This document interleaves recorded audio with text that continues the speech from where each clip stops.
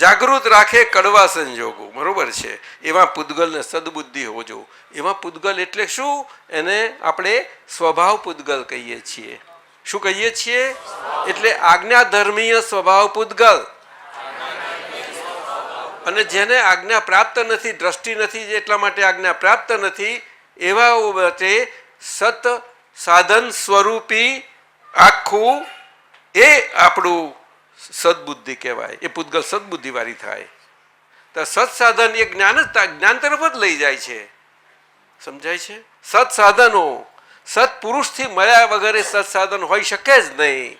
સત્પુરુષ આપતા જ નથી, પરંતુ એમના જીવનમાં જીવન પ્રયોગો કરીને એમને અનુભવ પ્રમાણ થયા, એ પ્રમાણે કરીને જે હતું એ સાધન સ્વરૂપે મૂકાયું કે સર્વસામાન્ય જન સમૂહ એ પ્રમાણે જીવી શકે.